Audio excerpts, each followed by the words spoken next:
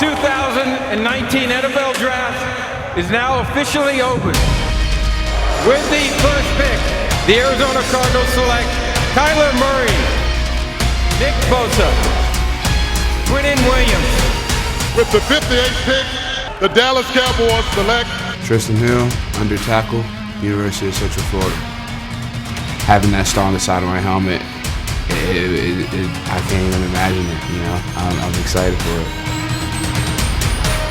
Well, it's time to kick off the Miller Lite 2019 NFL Draft Special presented by Ford. We're here at the Star in Frisco. Bill Jones, Daryl Johnston, they need no introduction. I'm Lindsay Draper. And guys, the draft, it's finally come to a close. We are going to cover it all. We got the head coach coming in to join us. But for now, man, it was hard on Thursday night for the Cowboys to not have that pick, but it was easy to remember they got Amari. I think as you set up this draft, you have to look back at what they did last October, trading for Amari Cooper. That was their first-round draft pick, and they did some other things this offseason to set things up. Yeah, and really go back, it's almost the exact spot where the wide receivers went from last year's draft. DJ Moore at 24, Calvin Ridley at 26. None of them had the production that Amari Cooper brought to him, with him to Dallas. So you're talking about guys who got 3 Pro Bowls, 3 1,000-yard seasons already, and you gave up a 27th pick in the first round for that value. That's much better than what you saw from DJ Moore at 24 and Calvin Ridley at 26. And as young as Amari Cooper is, the other huge thing they did setting themselves up for this draft, Daryl,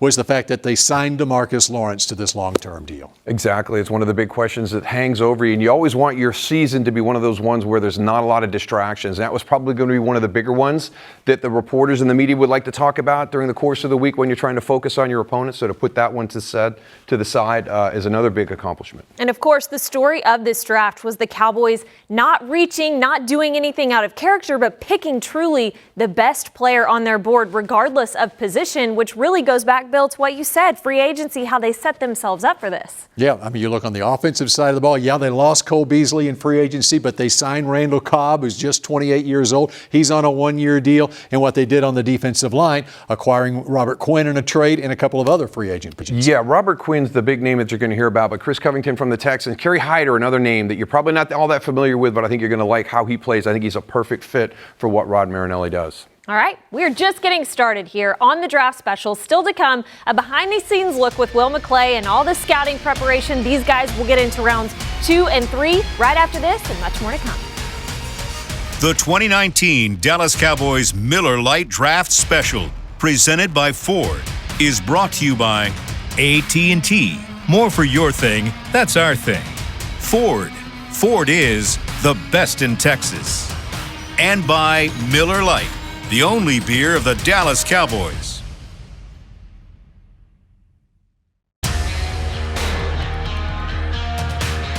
The Indianapolis Colts have traded the 26th pick to the Washington Redskins. And with the 26th pick in the 2019 NFL Draft, the Washington Redskins select Montez Sweat, linebacker, Mississippi State.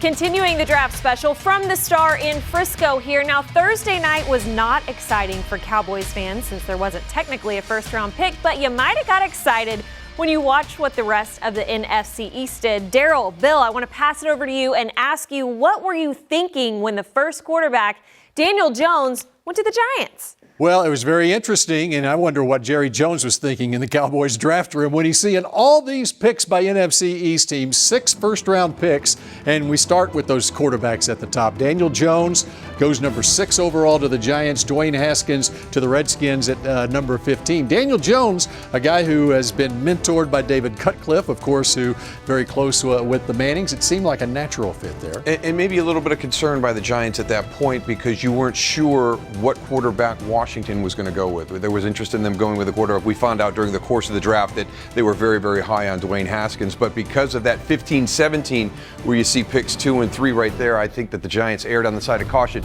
Make sure you get the guy that you want. You talked about the relationship with David Cutcliffe and the Manning family, so you want to make sure you get that secured. And then the back end of this, boy, it got fun towards the end of the first round. Yeah, and with Haskins going to Washington, so many people thought that Washington, if they wanted him, was going to have to trade up. Well, they just sat there, and Haskins came right to him.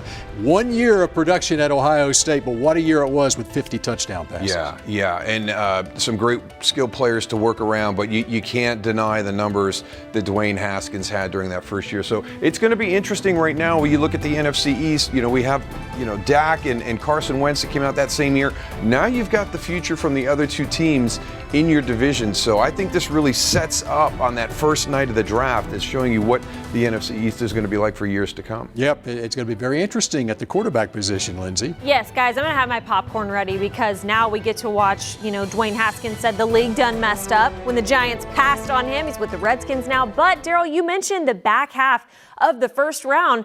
The Joneses were sitting in the war room watching a lot of phone calls happen and a lot of movement happen with the rest of the East. Yeah, and I think everybody was concerned a little bit about what was Jerry's response going to be on that opening night. Would he do what he said he would, where he would not tap into 2020 in the first round pick or try and move up? When you started to see all that movement at 4, 5, and 6, what your other rivals in your division are doing, it had to be really hard for him to stay pat. And the Giants get a big guy out of Clemson, Dexter Lawrence, at number 17 overall. Of course, they're replacing Snacks Harrison there, who has since moved on. But the last 3 picks there, the Eagles, the Redskins, and the Giants, they all use ammunition to move up there. Absolutely, and you've got to get your replacement for Jason Peters, so you feel that somebody else is going to move on Andre Dillard, very athletic left tackle. Montez Sweat, that was a top 5 talent that because of a health issue and some concerns there was dropping. Washington comes all the way back into the first round to grab him, and then the Giants, again, coming back into the first round,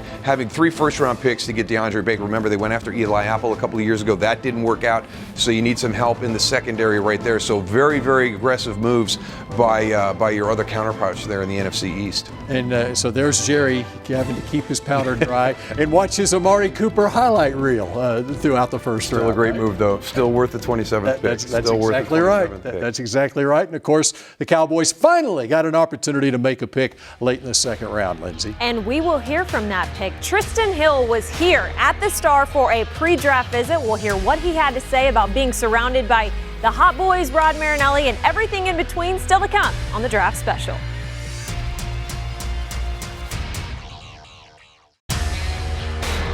This segment is brought to you by Miller Lite, the only beer of the Dallas Cowboys. Plays the game hard. He loves it. He's tough. He's physical. He's just what you want on your football team. And those guys find their way, and you wake up one day and you say, gosh, can you believe we're even thinking how we're going to use this guy or something like that. And, when you got 5 offensive linemen, we all know how tough the game is. The ability to compete and line up across from another man and get his best and get my best is what motivates me. And, being at the NFL, you're going against, the top player in the world at that position. So, doing that and competing my tail off is what motivates me to be in the NFL. The Draft Special continues here from the Star. That was Tristan Hill when he was here on a pre-draft visit, guys. So obviously, Bill and Daryl, that shows you that the Cowboys got a player that they had their eye on from months ago. If you monitor those pre-draft visits, Daryl, you can kind of get an idea of who they might be looking at. But I thought it was very interesting late in the second round, as they're picking at number 58, they had so many positions, I wouldn't say positions of need, but positions of interest to the team that were available to them, the way things fell, and they go with the defensive tackle Tristan Hill, and this is a guy Rod Marinelli just fell in love with when he visited him and worked him out. Well, the one position that seemed to garner the most conversation coming into the draft was the safety position. So as you pointed out, Adderley's still there, Rapp is still there, Thornhill is still there. Those are guys, and they were part of the pre-draft visits as well. So if safety really was what they wanted and they were going to go by need, then one of those guys comes off the board. But I think this is more evidence that this is an organization now that is following their board as they go down through the draft. And I don't know if they thought Tristan Hill was going to be there at 58. So again, it's one of those situations where if you stay true to it, you get the guy that fits your role the best. And let's not forget about the combination of pass coverage in the NFL. It's about the front, getting pressure on the quarterback, and then the back end, taking care of it with coverage. And one of the critical elements to a Rod Marinelli defense is those inside tackles. So you filled a spot right there with Chris Covington as free agent. Now with Tristan Hill, this is a group that's starting to get a lot of depth. for that rotation. You know, and you look at it and look at the big picture of the Cowboys at those defensive tackle positions going forward. And a year from now, they only have one player on this team who's under contract, and that would be Antoine Woods, who'd be a restricted free agent next year. So it was a position of need, but they didn't reach for the need with Tristan Hill. It doesn't look like right here. I would agree with you on that wholeheartedly. It's a situation where you build your board and then you wait to see how the draft is going to unfold. And fortunately for them, because of the situation they are in with the tackle position, it fell in a way that's very favorable. And now the other part about this is Gil Brandt said this is the deepest draft he has ever seen in his entire career as somebody who monitors the draft at the safety position. Is there a quality safety that they'll be able to get on day 3? That will be able to fill that role, because I do know that it's something that is, I don't want to say it's a concern, but it's definitely, when you came into the draft, it was probably the position that got the most conversation with the fan base. And of course, you got Jeff Heath, you got Xavier Woods, but they picked up George Iloka in free agency, so they covered themselves in case they couldn't find somebody at that position. We'll talk more about that later in the show, but let's move on to the third round. And Connor McGovern, an interior offensive lineman, and yeah, you think about it, and well, that's not really a position of need, you wouldn't think. It looks like Travis Frederick. He's making great progress this offseason from the Guillain-Barré syndrome. He won't know until training camp, he says, for sure whether he'll be able to make it back, but things look good there. But this is a guy, McGovern, who has started at guard and center at Penn State and has played at a very high level. Well, the way you keep a strength on your team is to continue to add to that position when they have the opportunity. And again, if we're talking about the best player on the board and it's still there, it doesn't matter what your depth is at that position. So you add another offensive lineman there. Now, let's not forget that left guard was not something that was consistent last year during the course of the season.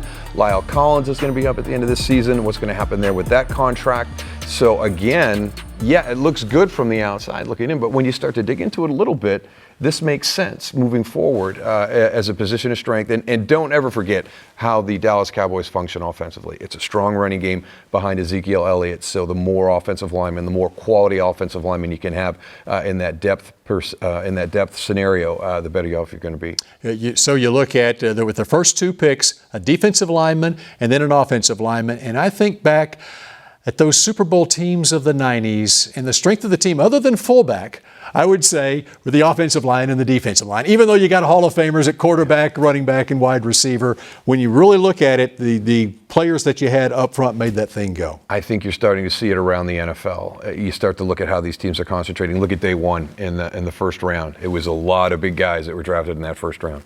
And so I think that the Cowboys have put themselves in position. Now we see how they play on the field, Lindsay. We covered rounds 2 and 3. Those guys could come in and be expected to make an impact soon. We'll cover the rest of the picks. And, of course, still ahead, head coach Jason Garrett is going to tell us why he's excited about Tristan Hill and much more. Still ahead.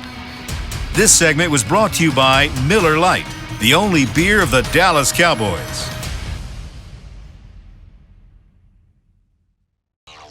This segment is brought to you by Dr. Pepper. The 128th pick in the 2019 NFL Draft, the Dallas Cowboys select Tony Pollard, University of Memphis, running back. Tony? Yes, sir. Tony, this is Jerry Jones with the Dallas Cowboys, and glad to be talking to another Cowboy. Yes, sir. If it's a play where I meet a linebacker in the hole and we meet head up, then we're just about to go at it. The Miller Lite Draft Special, presented by Ford, rolls on. And if Thursday night you were a little bummed because the Cowboys didn't have a pick, so were we. But Friday night felt like night 1, and we are giving you an exclusive behind-the-scenes look at day 2 for rounds 2 and 3 with the Dallas Cowboys in the War Room at Ford Center. Clock right now, yes. Do they got 102? Yes. You can ask for his top 6 if you want to. And we're going to 102. Where are you going? Yeah. Can push. You have a 6th-round pick? Even get into class. Yeah, but we want to move it for 3 spots. Okay, you do. Okay. Let So me. I'll call you right back. We're going to make a quick decision. Cool. Thanks. So we can go back 3 spots and just take a 7, or we can do Ozzy's, move back to the bottom of the 3rd. And we can take a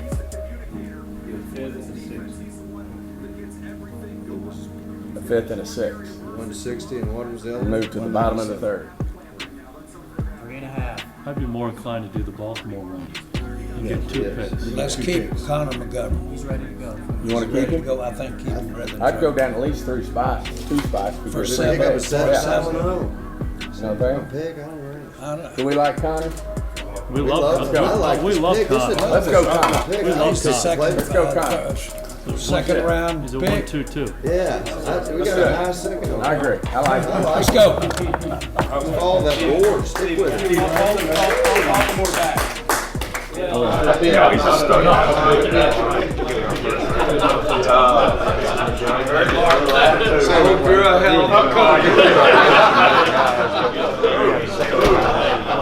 You saw him in the war room, and he's on his way down to the studio right now. Head coach Jason Garrett joins the show next, right after this. Stick around. This segment was brought to you by Dr. Pepper. This segment is brought to you by AT&T. More for your thing. That's our thing. The 90th pick in the 2019 NFL Draft for the Dallas Cowboys.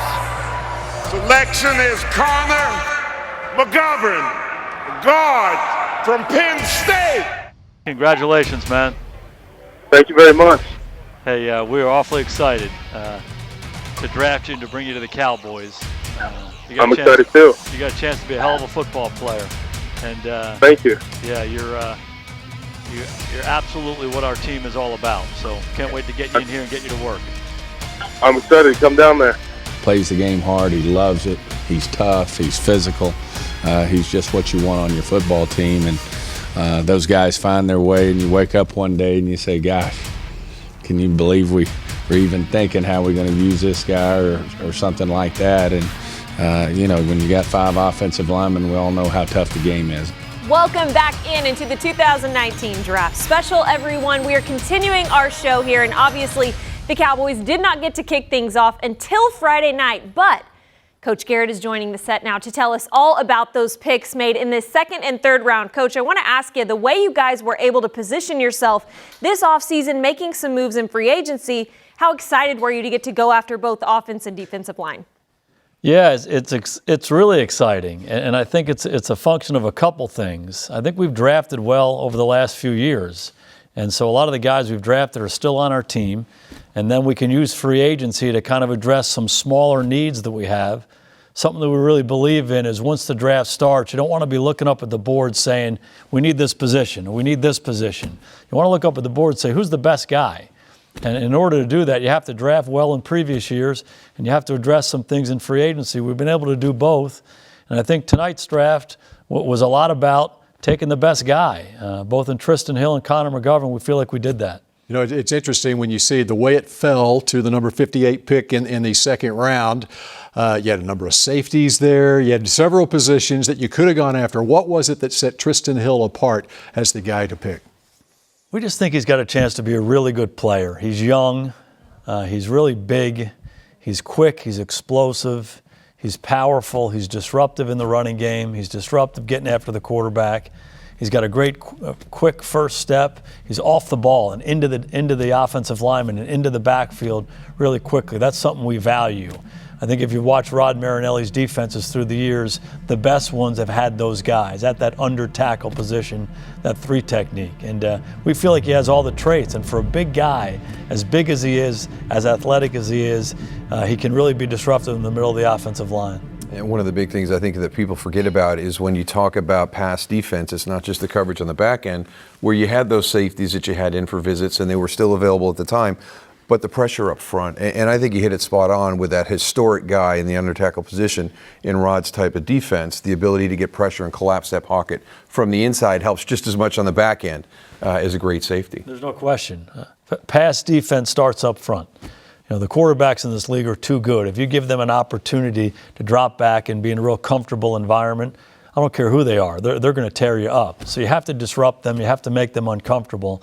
And one of the things that we believe in is to have a lot of these kinds of guys. We have a really good defensive line right now. A lot of guys who have played good football for us.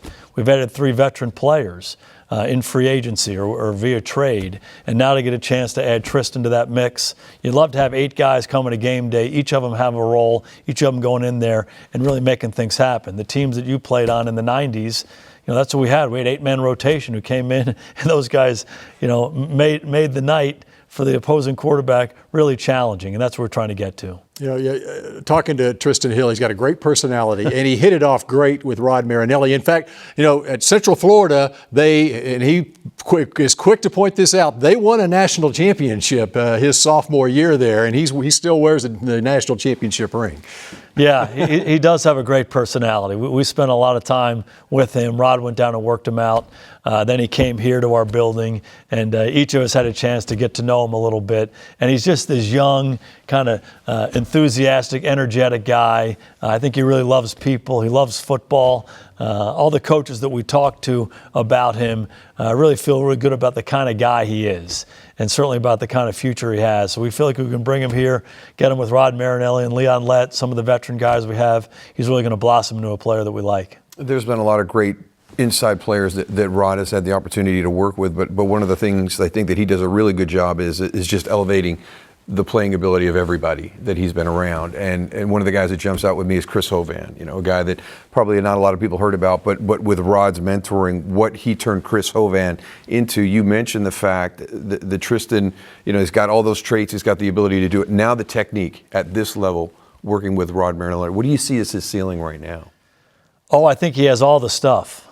He really does. I mean, a big guy with all that athleticism.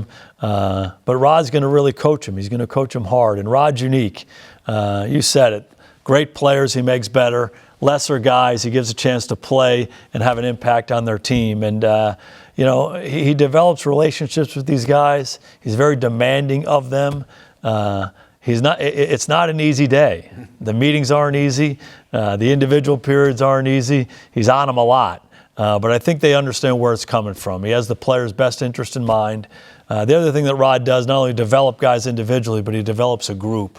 He gets them close to each other where they have each other's backs, and he's been doing it for a long, long time. We're lucky to have him. All right, so now take us to the end of the third round, number 90 pick there, and you go offensive line, an interior offensive lineman who started 12 games at guard his last year at Penn State and was a starting center prior to that, Connor McGovern.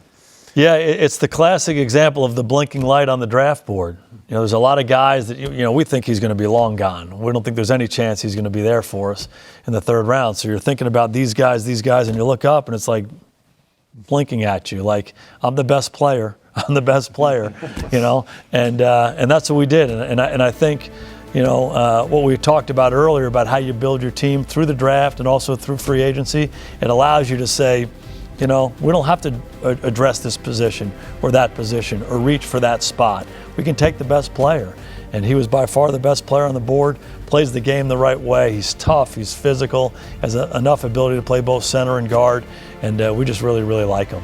And the great thing is it stays true to what you guys are from a philosophy on the offensive side of the ball, running the football with Ezekiel Elliott. And some people will say, well, that looks like it could have been a need.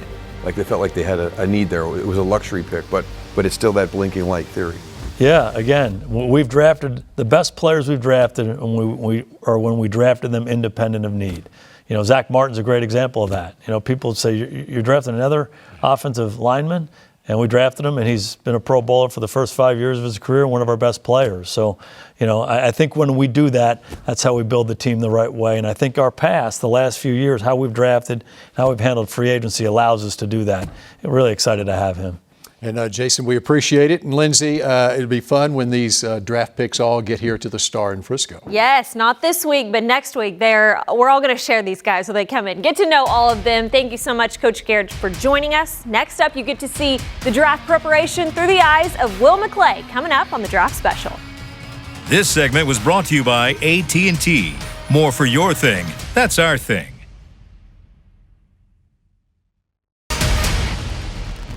This segment is brought to you by Ford. Ford is the best in Texas. Welcome back into the Miller Lite Draft Special presented by Ford. And now the months, the hours, the days that go into the draft, it all starts with Will McClay, the Vice President of Player Personnel. And he spends so much time digging in, and it all came to fruition this past weekend. But we are giving you an inside look at everything that led up to the draft through the eyes of Will McClay.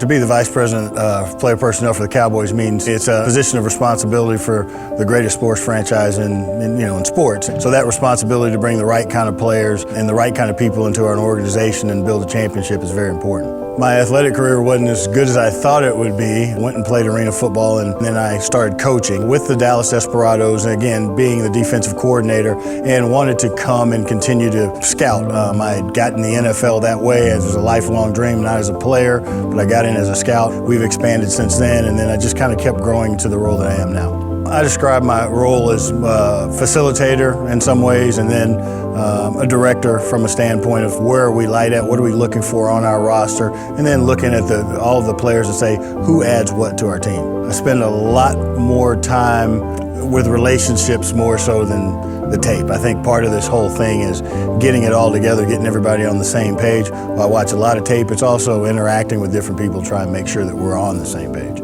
The thing that I really look for when looking at draftee is love of football. You can see it on tape. People tell you a lot of different things about a player, but what can you judge for yourself? It's how they play, how they love the game, the things that they do to show that they love the game. My most memorable draft experience was the first draft where I had an opportunity to be in my position now. It was kind of the growth, the culmination, being in the room with Jerry and the coaches, and knowing that I had a big part in putting this together. It was a point to say, okay, hey, now I'm doing something. I don't typically sleep the night before the draft. It's like Christmas time. You're trying to open up the presents. You're waiting for Santa Claus, and it's the anticipation of it. The Dallas Cowboys select Leighton Vander Esch, linebacker, Boise State. The most rewarding thing is building the team and us having an opportunity to have some success with the pieces that we've added. It's easy to see if you look back at the last 5 to 6 years for the Cowboys drafts, you know how big of a part Will McClay has played in all of the Cowboys' recent success. And we're going to take a look at more picks later on in the draft, right after this. This segment was brought to you by Ford. Ford is the best in Texas.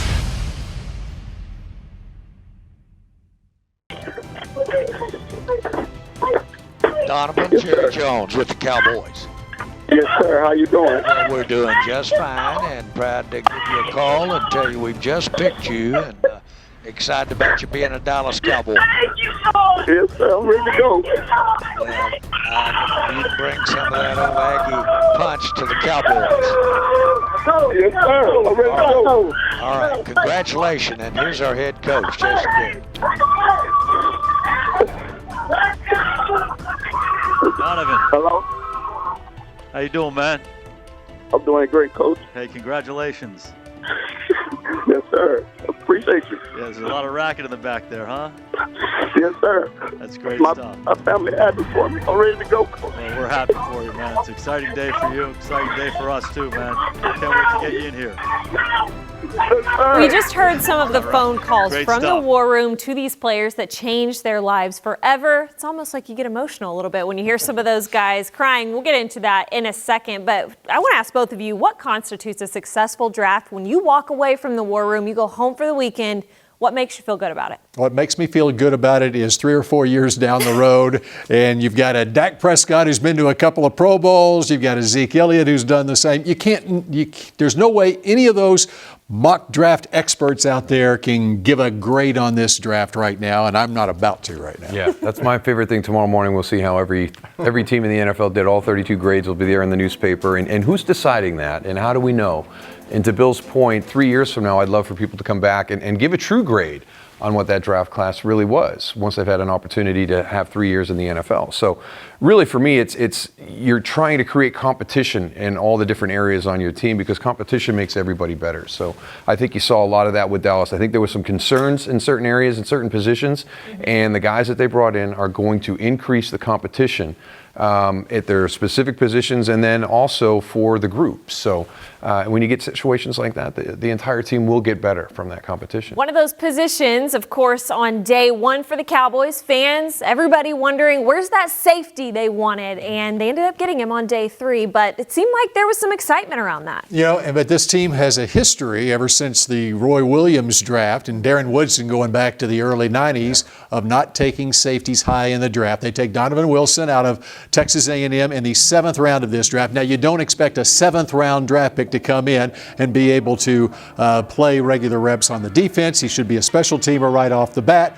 But they had an opportunity in the 2nd round with a bunch of safeties on the board, and they went defensive tackle at that point. What's your take on where they are at the safety position? I think that was just an example of them being true to their board. That was the biggest thing in that situation because, as you pointed out, a lot of those safeties that they were looking at in the pre-draft visits and through this whole process were available when they were on the clock at 58, and yet you go with Tristan Hill. Well, that was the best player on their board at that time, and I'm very intrigued by this young man. I can't wait to see what he does. So I think really in that situation, coming into the draft, yeah, everybody talked about safety. It's the one area we'd love to address. But it just didn't happen, and I think that's evidence of being true to the board and how everything fell during the course of the weekend. Ohio State running back Mike Weber in the mix, another pre-draft visit. He was very calm on that phone call when he was speaking with Jason Garrett and Jerry Jones, and was very calm when he was here. Just seems like he's a low-key guy, but might be great for 3rd downs behind Ezekiel Elliott. Well, you know, Zeke Elliott finished up at Ohio State in 2015, and Mike Weber was their starting tailback the year after that and ran for 1,000 yards. He put up some good numbers at Ohio State. All right, they take him in the 7th round. These so-called experts out there had him going as high as the 3rd or 4th round. As Jerry said to him on the phone call to tell him that he's being drafted by the Cowboys, he expects him to have a chip on his shoulder coming in here because he's a 7th round draft pick. Absolutely. And I think a lot of the guys who drop in the draft will play with a chip on their shoulder. I don't think he's going to be your 3rd down back. I think that's Tony Pollard.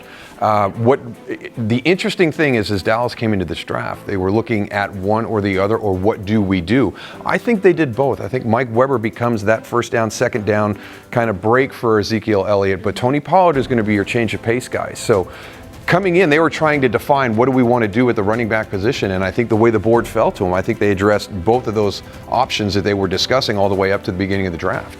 Obviously, Ezekiel Elliott jumped on social media immediately to show love to another Ohio State player coming here. Buckeye fans are used to that with the Cowboys, but I want to ask you guys, with a player getting drafted at your position, you saw all the drama with Josh Rosen and Kyler Murray. Like, what is that like? What is that feeling in that competition like when you've got another, you're out with your friends and you see somebody drafted at your position? There's only one of us who played in the NFL. Bill, you played in high school. Yeah. Well, it shows what's at the core of your fiber of a football player, and all the nonsense that's been kicked around there about what was going on with Josh Rosen and Kyler Murray. I don't agree with that. That's a change. That's a massive change from a head coach that drafted you at number 10 to a new head coach that has experience with this young man since he was in high school at Allen back in his younger days.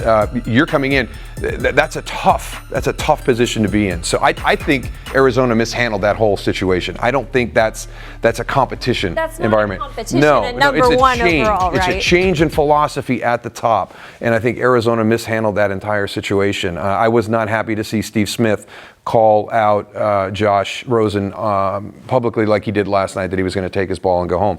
You want somewhere to go where you know the franchise likes you and is cheering for you. That was not his spot in Arizona. That's going to be Kyler Murray. In other situations, you want that. You want that push. I had Joe Brodsky tell me on multiple occasions, hey, we're bringing in a guy at the fullback position who's more talented than you, faster than you, a better runner than you. I said, great. Let's see if you can work as hard as I can. So I loved it when they brought guys in. And we're seeing that play out as a result of this draft. I mean, you take the offensive guard, Connor McGovern out of Penn State, 3rd round draft pick, played center and guard at Penn State. You got Connor Williams coming off his rookie season. There is good competition at those interior lineman positions. Absolutely, and you're only going to get better. And it was a question mark coming into it. That left guard position, we want to solidify that. Competition will do that. Look at the message you sent on the defensive line. I mean, that is the one that I'm impressed with Tristan Hill, Jalen Jelks at the back end of the round after you took Joe Jackson, earlier in the draft. So you are adding a ton of talented guys into that defensive line room, and it's only going to make that group better. That group will be much better because of the competition. And you look at that, and when you look at the defensive line, the inventory on that defensive line going forward a year from now, and they needed to get a bunch of defensive linemen, and that's what they did in this draft. We are taking another quick break, but when we come back, we will put a bow on all of these thoughts from this evening's show. Stick around. Hey, Mike, good to talk to you again. Hey, what's up, Jerry? You all right? Yes, doing great, and glad to get this star on your helmet. Oh, man. Appreciate it. All right, well, we are excited and come in here with a chip on your shoulder and show them how they do it, all right? I'd hate to 1-2 punch with you and Zeke all the way to the Super Bowl. I'm feeling it. I'm also being able to be all around, being able to block, catch out the backfield, and run the ball, obviously. Let's wrap things up for this 2019 NFL Draft for the Dallas Cowboys. Let's go through all of our thoughts. We've heard some really good things from head coach Jason Garrett and others on this show, but an interesting pick on the third day, guys, was the running back position they wanted to address. But I think now, Daryl, the question is, where is he going to end up on the field?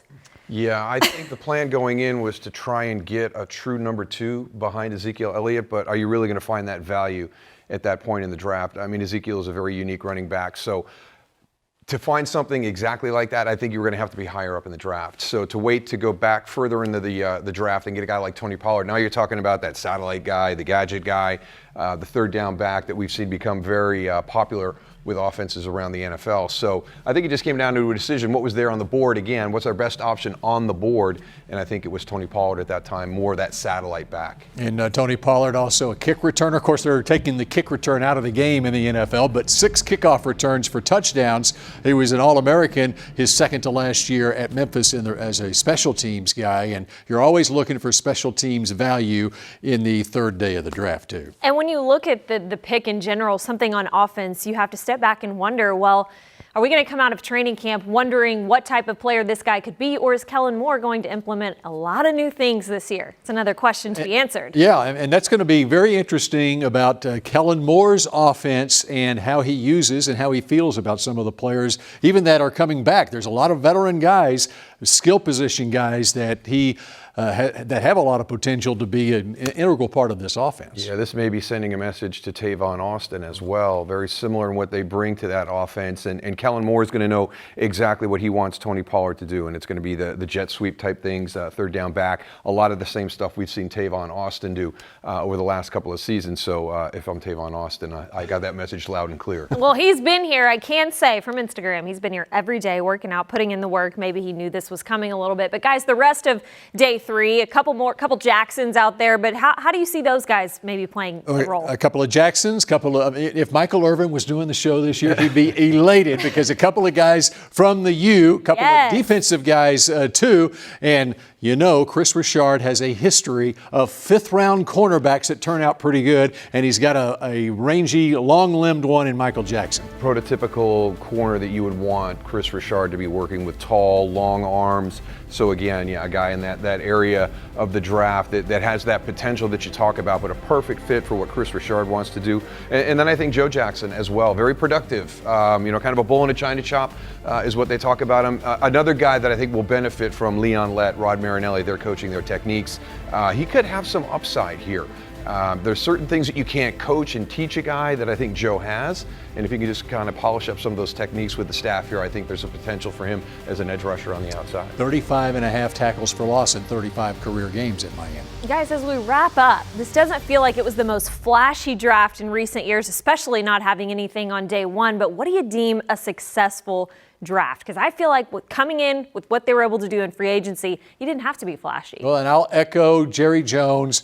You put Amari Cooper as that first-round draft pick. That's a very expensive. Now, that will be, going forward, a very expensive first-round pick, but I think you have to factor that into the equation. Without a doubt. 3 and 4, you make the decision, you go 7 and 2, win the NFC East and go to the playoffs. So I agree. You got to take that decision you made there. He becomes your number 1 draft pick.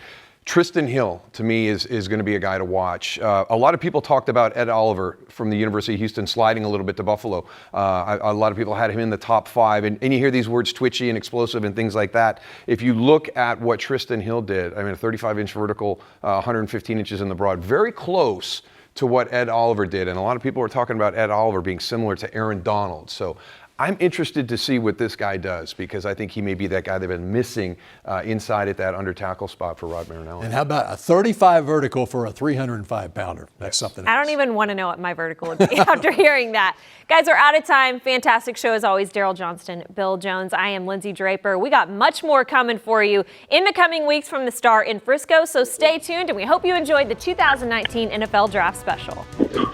Hey, Mike, wanted to be the first to congratulate you. The Dallas Cowboys just drafted you out, Jerry Jones. Oh, thank you, Coach. Hey, well, we're excited about having you, and you've got some great coaches here. This is Jerry Jones, and you've got some great coaches. But you've got a lot to work with yourself. You've earned it. Congratulations. Yes, sir. Congratulations. And I want to hand the phone over to head coach Jason Garrett. Here he is. Mike. How you doing, Coach? I'm doing great. Congratulations. Thank you, Coach. We've been looking at your name on this board for a couple rounds now, and so excited you're still there, and so excited you're part of the Cowboys.